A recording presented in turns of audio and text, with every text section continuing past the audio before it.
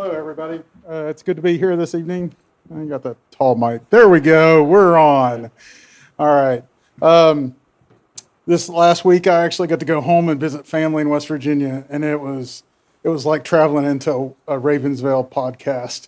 I'm driving down the road, and like lots of Appalachia, deep, deep valley, river running through it. Somehow they managed to cut like a railroad or a road into the side of that.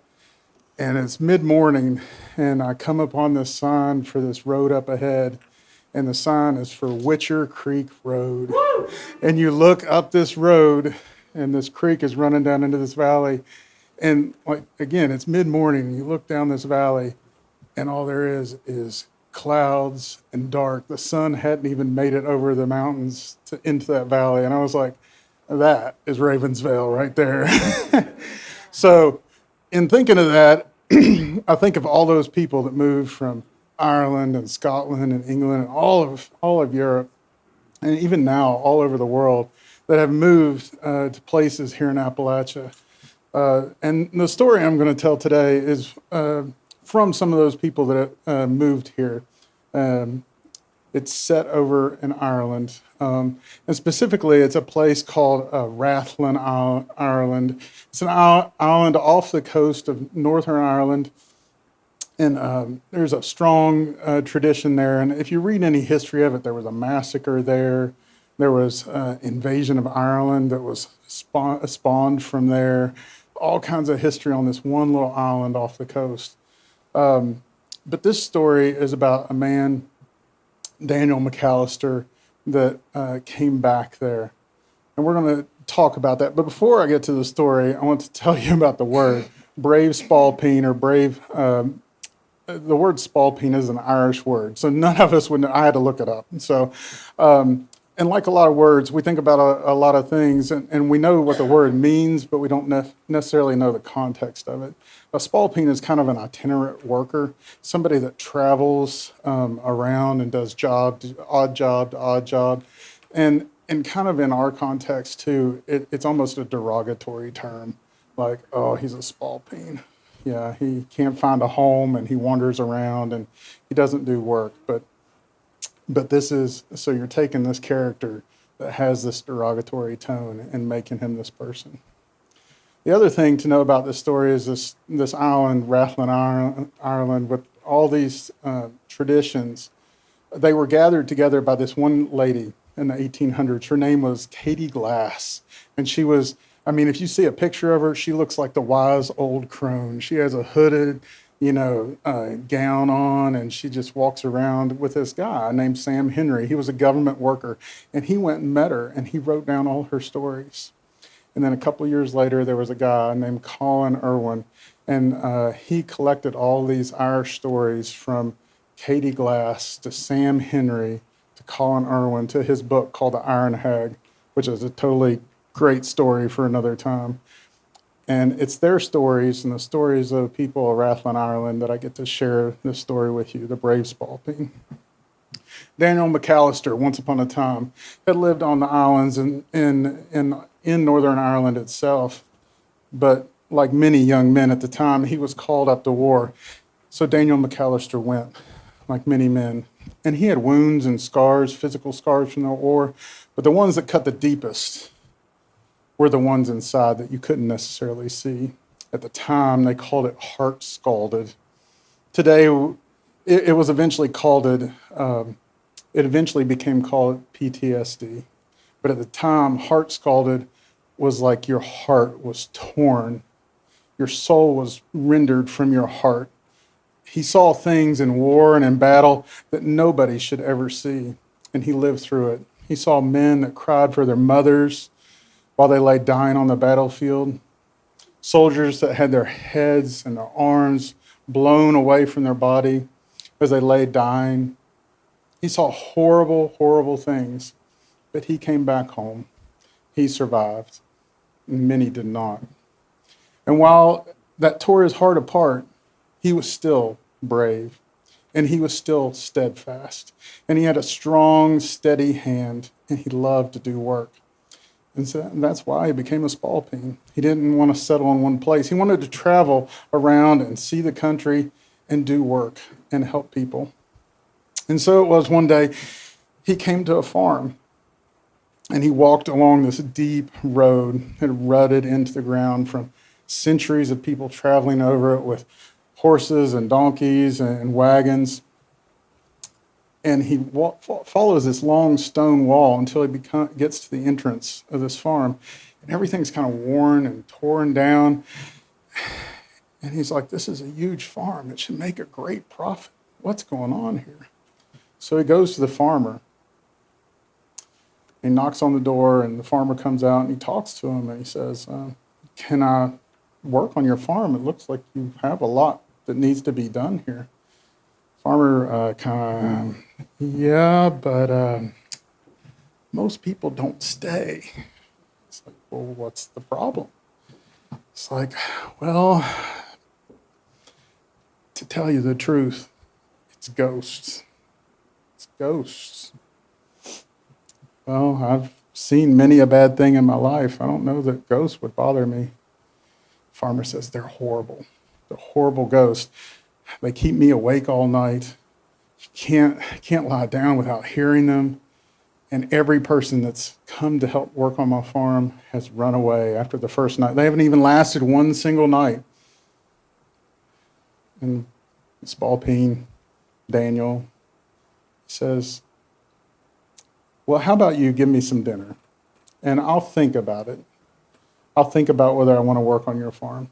So the farmer invites him into his home, into his kitchen, and they sit down at the table. And there in the kitchen is the farmer's daughter. Her name is Martha. She's about the same age as Daniel. And he can tell that she's careworn, for the farmer's wife had died long ago. And it was his only daughter, Martha, that had helped him take care of the farm and take care of the house. And she was tired, but she was still beautiful. And Daniel couldn't keep his eyes off of her. And so they sat down together and they ate their meal. And Daniel said, I'll take care of your 3 ghosts, but I'll need some things. The farmer is like, whatever you need. You think you can really get rid of the ghosts? Daniel says, yeah, I'll give it my best shot. The farmer says, if you can get rid of the ghosts, I will give you half of my farm and more than enough money to get started as a farmer yourself. Daniel says, that makes this even better. He said, what I need from you is I need 4 glasses. I need your best whiskey and 4 pipes and enough tobacco to fill each of them. Farmer says, we can do that. So he goes and gathers all this stuff, and they bring it to him. And the ghosts are known to reside up on top of the hill. Massive farm, old castle sits up on this hillside.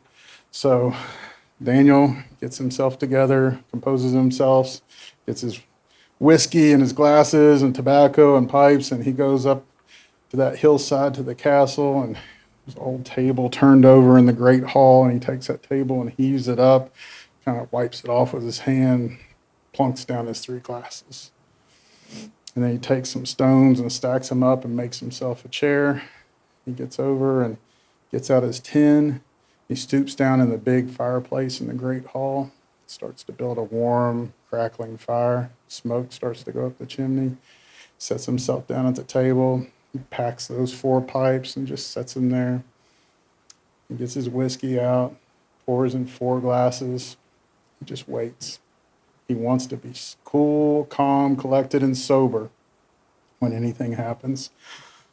He knows the witching hour. It's midnight. That fire's crackling and smoking. About midnight, he starts to see these bony legs start to come down out of that chimney. There's just ragged clothing coming off of it. And then fingers, all skin taut and dried. And then it keeps coming in like a dried rib cage with just flesh barely hanging on. And finally, he can see the skull. The nose is gone and deep black eye sockets and wispy gray hair all around. That that ghost starts to make noise and dance around in front of him. And right after, he sees another pair of feet. And finally, a third pair of feet descend. Same thing. Hollow black eyes, wispy gray hair. 3 ghosts howling in front of him. He says, "All right, gentlemen, why don't we sit down at the table and we have a discussion?" But the ghosts don't like that. They start to howl. They start to yowl. They start to spin around the castle. Stones start to shake and fall down. Neighbors for years would talk about the noise they heard up on that hill that night. It was unlike anything they had heard before. The sky was dark. The noise was loud. Nobody left their house. And so the ghosts finally came down because Daniel just sat there. Again, he was brave and he was calm. He was collected. Now he started sipping his whiskey, just a little bit at a time. He said, "Gentlemen, come on, let's sit down and have a discussion." They wanted nothing to do with it. They started screaming and yowling and twirling around again. But this time they reached into the fireplace and pulled out everything that they could. Every demon and every ghost, every wraith that they could pull out, no matter how horrible it was. Daniel sat stone cold still. I wish I could be like that. I would not. But there he sat, Daniel, calm, collected. And finally, unshaken, the ghost almost didn't know what to do. And they finally settled down in front of him again. He said, "Gentlemen, let's sit down and smoke and have a drink." And this time, the ghosts did. And they took the pipes and started to smoke. And let me tell you, that smoke would come out of their ears, it would come out of their eyes, it even came out of, everywhere else too. And then they started sipping that whiskey, and they all agreed that was the finest whiskey that they had had. And they started to talk to Daniel. And come to find out, these were the father, grandfather, and the great-grandfather of the farmer. And how they had gotten such a large farm is because they had cheated, lied, stole from everybody around them.